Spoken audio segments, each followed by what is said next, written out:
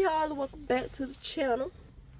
So today, as promised, I'm gonna tell you guys about my actual surgery, having my fibroids removed, as I promised in the previous video. If you didn't check that video out, please go back and check it out and give me a like. So let's just get right into it. So like I told you guys, I had a laparoscopic myomectomy. It was one of, back in, what did I say, 2016. It was one of the newer surgeries that they had released, I guess. And it was supposed to be a less invasive way of removing the fibroids.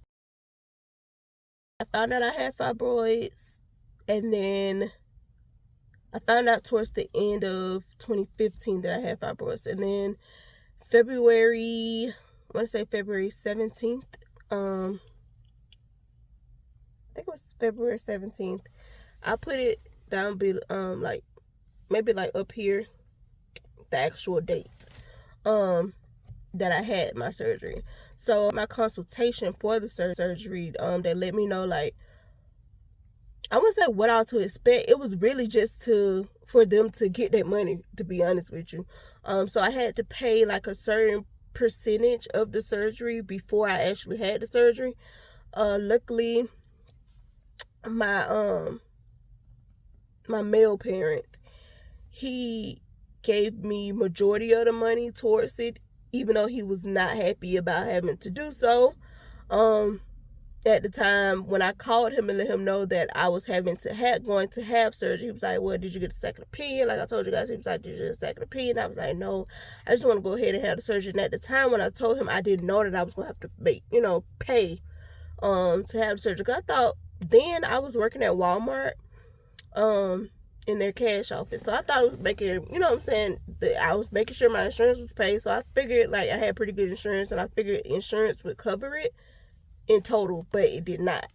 I don't know exactly what percentage of the surgery that the insurance paid for, but I do know that I did have to pay up front. I want to say it was like $500. I want to say $542. I don't know why that number stuck in my head, but I really feel like it was $542 is what I had to pay up front.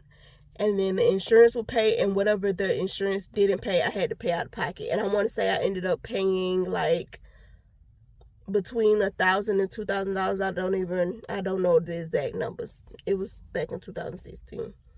But either way I go, I braided my own hair, because I was just like, I don't know what to expect. They told me that I should probably take like 2 weeks off of work, 3 weeks at the most.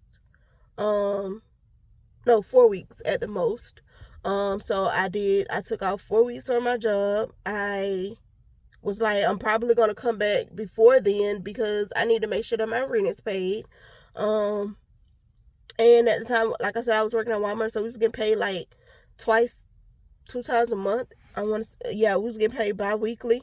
So like whatever I was going to get paid in that time while out, I was just going to put that towards my bills, whatever I'm lacking. Usually, okay, so usually anytime I'm lacking money,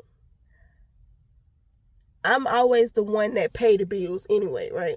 So I'll always make sure that the bills are paid, or I won't pay my part. But I know that my partner, he's gonna pay his part. Like, so I always have in my brain, I should not be like that, but I always have that backup in my mind. And I also know too, like, he's not gonna let me struggle. So as far as like food and like the necessities of life outside of bills, they've always been covered. So it wasn't really too much of a worry. Because I feel like as long as the way I was getting paid, I had my bills lined up. I was able to make sure that my bills were going to be paid that month. You know, the month that I was going to be out. I knew I was going to be good. Put it like that. So fast forward. So the doctor had always told me to be prepared to be out of work for a little while, which was not going to be that long of a while. And he was just like, I'll let you decide. He was also like, I'll let you decide on, you and your body decide how long you're going to be out, because only you know. And like I said, I was working in the cash office, so I wasn't doing like anything too heavy. It was a sit down job for the most part. The only part that was stand up was actually putting the money into the machine. So it was like a really easy job. I think I ended up being out for like 3 weeks, maybe 2. I don't think I was out that long. But so I'm nervous AF. The entire, like, setting an appointment up, I was nervous. Having a consultation, I was nervous, which, like I said, the consultation lasted long. They told me how much it was. I paid the payment. I made the payment after the consultation, and then they told me how long to be. I was expected to be out of work. They told me that they're gonna put, of course, they gave me like the baseline of like how the surgery would go. They told me that I would come to the hospital at, I think I had to go in at 6 a.m. The surgery was gonna be at 8. I was gonna be put to sleep. The surgery should last like an hour or less. I'll have to stay overnight. No, he was like, I may be able to go home the same day, depending on how the surgery go. What else did they say? Now, I want to say that was it. So we did that. I did that, and then I want to say like a month or so later, the actual surgery day came. Then too, the day before my surgery, I got braces put on. So I got my braces put on because I was like, if it hurts like really, really bad, because I was expecting the pain from the braces to be just outrageous, because that's what I always heard, like braces hurt so bad. Them things did not hurt. Well, number one, don't let people lie to you about braces. They don't hurt as much as people make it out to be. So I got my braces put on the day before my surgery. So that was funny. Like, everybody thought I was crazy, but in my brain it worked out, because I know that during the surgery I'll be asleep, and I'll also be having pain meds. So if it hurted, then I could use the medicine. Like, everything from the surgery would outweigh the pain of my teeth, right? So I got my braces put on the day before. The day after that day, I knew also, because I know with braces they say that you may not be able to eat. So they tell you to eat before, just to ensure that you're okay. So of course, the night before the surgery, I could eat up until, I want to say it was, my cutoff time for eating was 10. But I ended up stopping eating at like 9, because I really wasn't eating. I really didn't eat that night anyway. I think I had a salad. Like, my nerves were already shot, and I was scared. Also scared that if I ate too much, my braces would start hurting my teeth.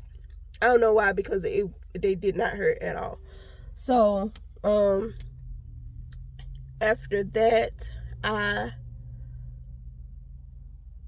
so 6 o'clock came. I don't know why. I was not expecting my boyfriend to call out of work and actually be there for my surgery, which is something I never really told him. I really expected him to go to work, but when and he never said that he was gonna be there, and I never asked him, was he gonna be there.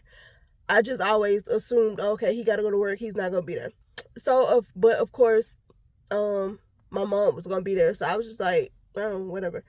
It didn't matter on the inside whether he was gonna be there or not. Yes, it did, but I wasn't gonna ask him if he was gonna be there either. So I got up that morning. At, I want to say 5, and so when I got up, Why this lady all in my car like I don't see her?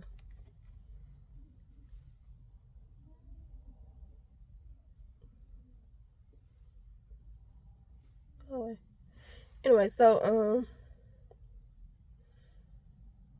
yeah, got up at 5 and got myself together. Nerves still shot like crazy. Couldn't have nothing to eat. Wasn't really even hungry anyway. When I got up, got dressed, my boyfriend, he got up, got dressed. I was like, oh, okay. And so then my mama, she called me and she was like, hey, you ready? And I was like, I don't have no choice. I'm nervous. She went to work. Did she go to work? I don't think she called out of work. She didn't go to work that night because she was working night shift. And so my boyfriend ended up driving us to the hospital. My mom, she met us there. I cut up because I hate needles. So because of my nervousness, I think, and because I was also, I won't say dehydrated, but you know they say you're supposed to drink water before you get a needle injected into you, like before they draw blood so they can find your veins easier. My veins, they hide. Like as soon as they come with a needle to my veins, they immediately go away. So luckily the nurse that I had, she was like, oh, you got them tricky veins, huh? And so she was like, I really don't want to stick you in your wrist, which is where every nurse that I have, anytime I have to get blood drawn, my wrist is the easiest spot to get them from because those veins, they don't go nowhere. Like they're always there. You're always guaranteed to find a vein in my wrist. So she was like, I really don't want to, and I'm gonna do everything to try to not have to go into your wrist for an IV. Because I want you to be able, you're gonna need to be able to move around, and if I put it in your wrist, you're not gonna be able to move around. And I'm sitting here thinking like, you're not gonna find nowhere else to put this. Luckily, it was crazy, but she was good. She was like, I'm pretty good at finding sticks. And another nurse came in, and she was like, she's one of the best. So I'm like, okay, cool. So she went into a spot that I've never had somebody to go into, because also my other spot is the back of my hand. People can usually find a vein in the back of my hand because that vein right there, I don't know if y'all can see it, but like right there, it's always there. So that's another spot. She was like, she don't want to go there either. And so she went into my forearm and found the vein. I ain't never had that before. So she found one and that's where she put it. And so the entire time she's doing that, like, I am so nervous. My mom, my boyfriend in the room firing off jokes because they know how I am. It's gonna take the nurse about 30-45 minutes of me just saying, wait. Okay. Wait. Like, I'm gonna do that no matter what. And every time I do it, the needle end up not hurting. Like, I'm the type of person to where if I know something, I'm going to psych myself out with pain. I'm going to think that the pain is going to be horrible, excruciating, just so when the pain comes or the activity or whatever that might put me in pain comes, I'll be like, oh, that didn't hurt. That wasn't painful at all. I don't know why I have to say I psych myself completely out. And so once she got the vein in, we literally just sat there for like, I want to say like hours. It felt like hours, but it was literally maybe like an hour, maybe 45 minutes. My mom in the little room taking pictures, we joking, playing per usual, being us. All we do is play. So, and I hadn't said anything on like Facebook. So my mom posted a picture on Facebook, and now everybody's just like tagging and saying well wishes and what's going on and all that stuff, because I had literally not told nobody. Nobody but my best friend Brittany. She knew. She knew, and another friend at the time, she knew, because I let her use my car because she was out of a car. So I let her have my car while I had surgery. And so she knew about it. But those two, my immediate family, they were the only ones that knew. So we waited, and then the time came. They took my mom them to, well, no, they rolled me down the hallway to the OR area. My mom and my boyfriend was able to walk with me until to a certain point, and then we had to tell each other bye, and they had to go into the waiting room, the OR waiting room, and the nurse was just telling them that, hey, the surgery usually is not going to take more than like an hour or so. Hopefully that's what we're shooting at. So just wait a couple minutes and she'll be back. So yeah, so then when I went into the OR waiting area, really, because that's what it was, like you just sat in the cubicle with the blinds, the little curtains that was pulled to cover the next person to you, like they couldn't see you, and like every 10 minutes, well, like, I wouldn't even say 10 minutes, every couple minutes or so they'll come back and the nurse will be like, hey, what surgery are you having? I guess to make sure that you're alert. And then she was like, we also need you to calm down because your blood pressure is rising. So she was like, she said, the nurse that I was assigned to, I guess, she sat down, we like talked about just random ass stuff, and then she was like, so we're gonna go ahead and move to the next process in your surgery, and let's just say you're gonna go to sleep. And so she was like, so we're gonna go ahead and do that now. And so I guess at some point they gave me the anesthesia, and so she was like, and it should start working pretty soon. And she was like, what else did she say? She said something else. I think we were still talking about random stuff. And then she was like, I started to get drowsy.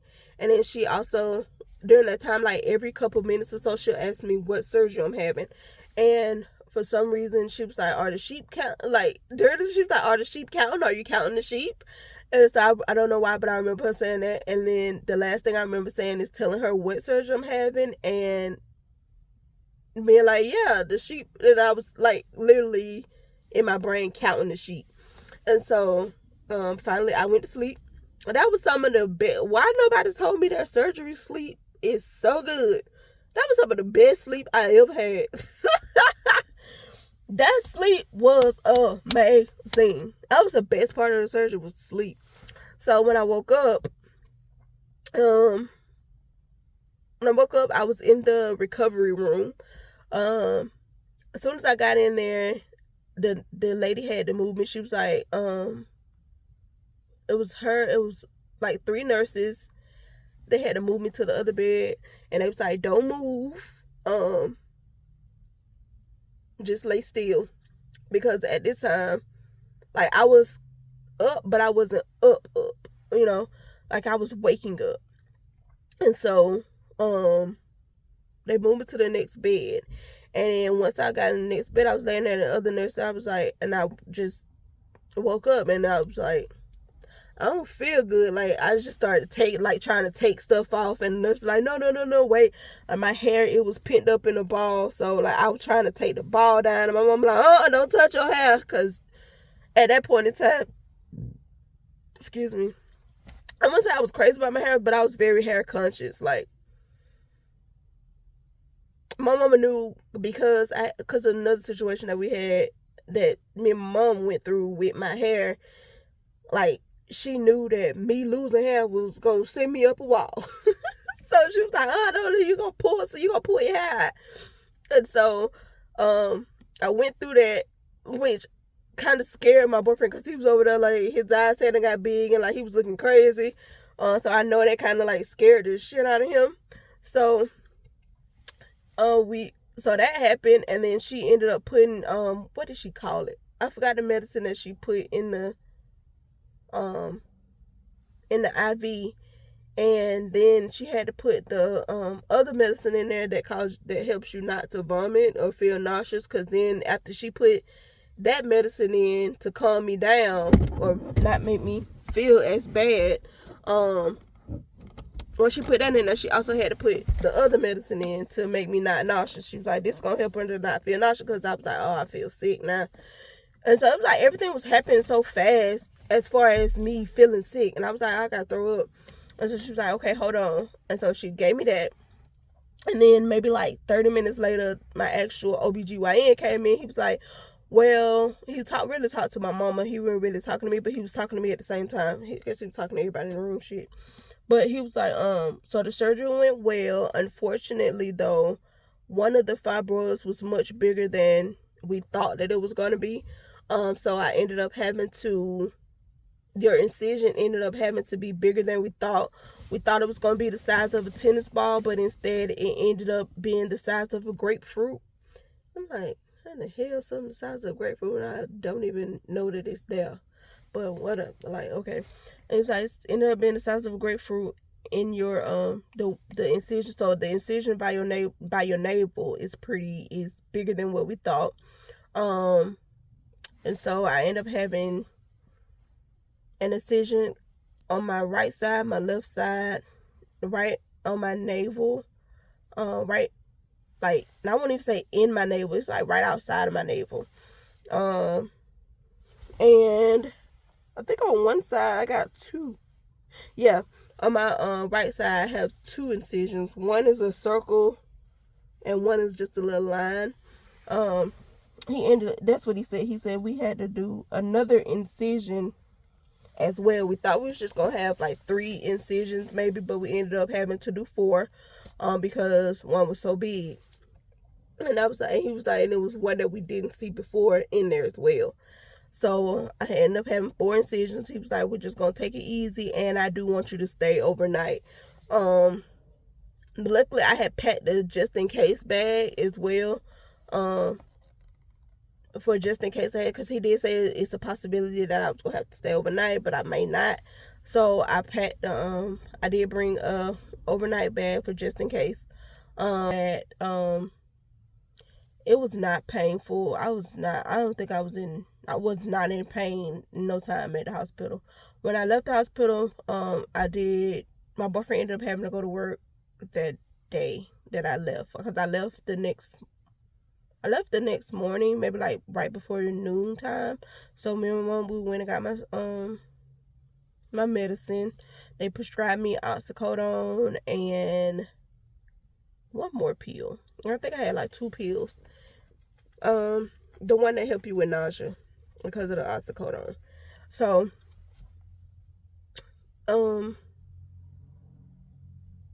we left the hospital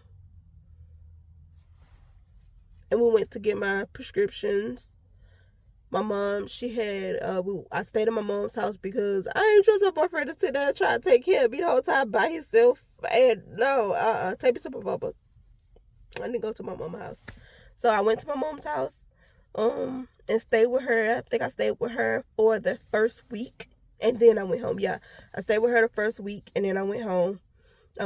She made me, I was a whole baby. She had to give me a shower. She had to literally bathe me. And not because I couldn't do it myself. It was just so I wouldn't get the stitches wet. So she helped me with that. Like, she already had, because I told her before, I was like, I really want some chicken noodle soup, but I don't want the one out of the can. So she literally had to put together a whole recipe. Shit, because my mama sure used to edit it like that. She not finna look on the recipe. Hell no. So I got one of them down south mamas. Like, she gonna figure it out, and it's gonna be busting. That was some of the best chicken noodle soup I ever made, and she has never recreated it. Ever. She hasn't even tried, and I keep asking her what did she do to that chicken noodle soup. She don't know. She don't know at all how she made the soup. But that soup was busting. I ate on that soup for a week and a half, I want to say. And me and my boyfriend, both of us was eating that damn soup. Like, it's very much so. There was no pain after that myomectomy. To be honest, like, I think I had one day in the second week of having surgery where I was like, I had to go back to the doctor because I was in pain. So, like, every time I moved at that time, it was like painful to move around. And like even having my boyfriends to take me to the doctor every time he hit a bump or something, or like swerved or anything in a car, any car movement was like painful. And so I went to the doctor and I was like, hey, like I'm just in pain. And he was like, well, you did just have a major surgery, which I didn't think it was that major because the damn incisions were so little. They would just look like lines to me. And so he was like, well, you did just have a major surgery, and are you taking your pain medicine? I was like, no.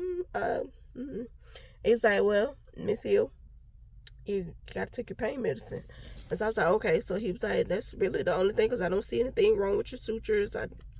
There's nothing. And so I was like, okay, cool. So I took the pain med that one time, and that knocked all the pain out for me. It did, one of my incisions ended up popping, so now I have a circle in my stomach still to this day. Well, a scar. The scar is literally a circle, because the incision popped, and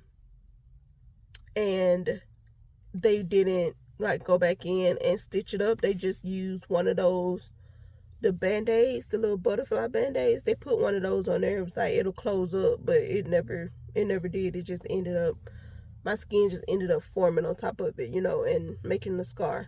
And then what else happened? That was really it. Like that burned like heck.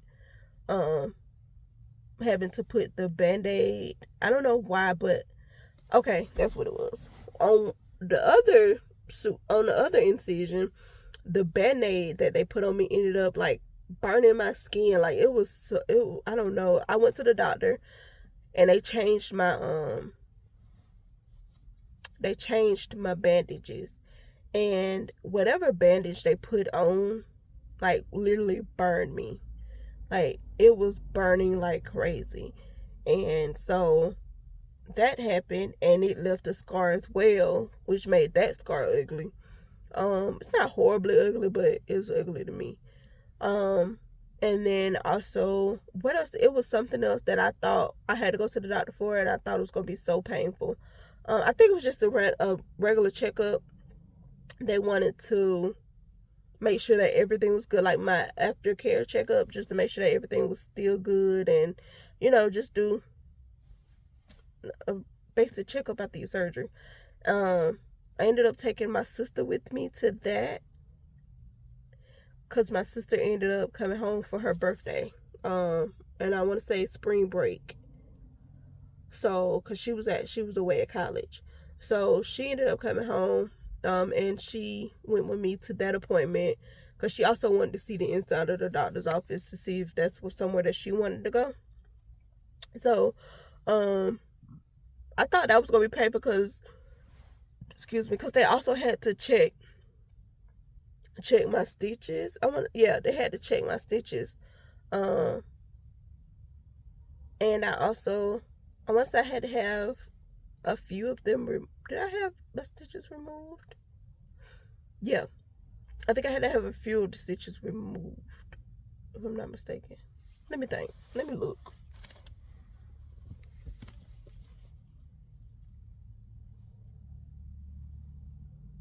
Yeah, I had to have some of the stitches removed, and I thought it was gonna be so painful, because I remember when my sister had after our accident, she was young, which is why I don't even know why I even thought this, because she was a child when it happened, and of course she was yelling and screaming. I just thought having stitches removed was gonna be like, oh my fucking gosh, so horrible. And so I took her for comfort to have those removed. And then that was really it. Like, the surgery itself was fine. The only part that blew me was one of my fibroids being bigger than what was expected, but it was nothing that I could do about that. It was really a smooth ass surgery. Like, nothing out of, like, this just scared me, which is why I also feel like, which is what drove me crazy after the fact. It was like, the surgery was so cool, but all the after effects of having the surgery are the parts that are fucked up. And I feel like that's That's the part. It was like, wow, who knew such a smooth ass surgery would lead to such turmoil.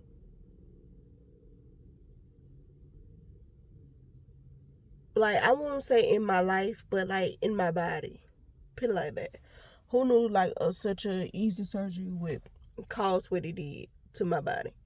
But yeah. So that's my laparoscopic myomectomy story. It wasn't that bad. It wasn't horrible. It wasn't painful.